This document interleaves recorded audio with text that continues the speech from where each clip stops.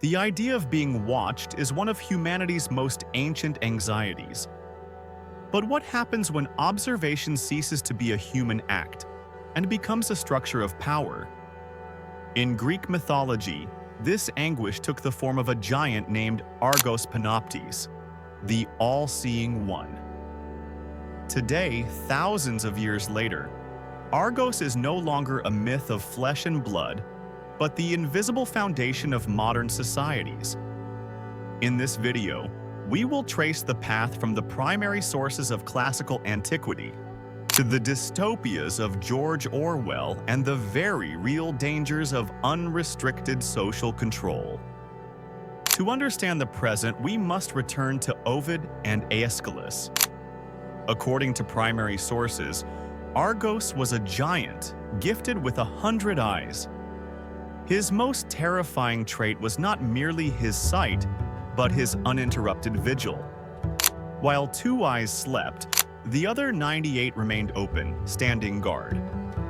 Hera, the queen of the gods, assigned Argos a specific mission: to watch over Io, a priestess transformed into a heifer by Zeus. Argos personified the perfect sentinel. He possessed no empathy, felt no fatigue, and could not be deceived by the darkness. Ovid describes how Argos would position himself on high ground so that Io was never outside his field of vision. The tragedy of Argos ends when Zeus sends Hermes, the messenger god, to free Io. Hermes uses music and storytelling to induce the giant into a deep slumber, closing every one of his 100 eyes, one by one, before decapitating him. Hera, in honor of her faithful servant, gathered the eyes of Argos and set them into the tail of the peacock. But while the giant died, the concept of Panoptes, total vision, survived as the ultimate dream of every regime seeking absolute control. In the late 18th century, the philosopher and jurist Jeremy Bentham transposed the myth of Argos into architecture. He conceived the Panopticon. The concept was simple and brutal: a circular structure with cells around the perimeter and a watchtower at the center. From the tower, a guard could see every prisoner, but the prisoners could never know if they were being watched at any given moment. Bentham called this a new mode of obtaining power of mind over mind.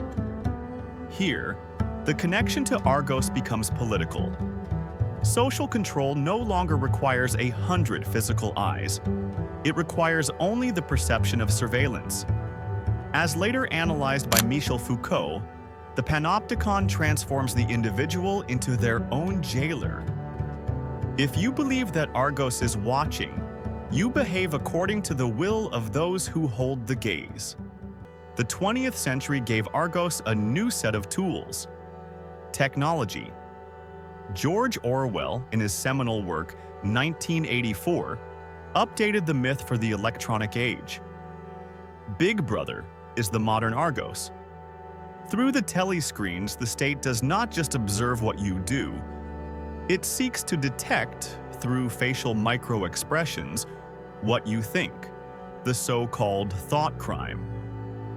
Orwell understood something fundamental that the Greeks had already hinted at. Unrestricted social control requires the destruction of private life. In Orwell's world, there is no place beyond the reach of Argos's eyes. The expansion of the state into the individual sphere is justified by a supposed collective security or perpetual war. Totalitarianism feeds on information. When the state knows everything about the citizen, but the citizen knows nothing about the state, democracy dies in the shadows. Today, we face the most sophisticated version of Argos Panoptes yet. The danger lies not only in an explicit dictator, but in the silent, bureaucratic expansion of state control.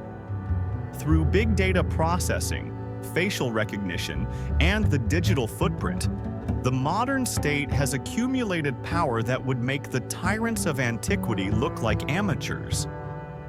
The risk of unrestricted social control is the erosion of freedom of thought. When every financial transaction, every geographic movement, and every social interaction is recorded by the state, the right to dissent vanishes. Modern totalitarianism does not need to burn books.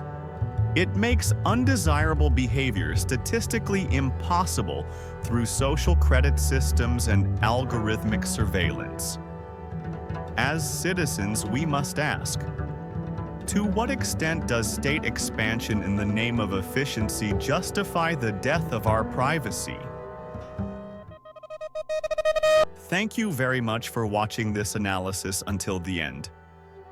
Your involvement is essential to enriching the debate on the topics we discussed today.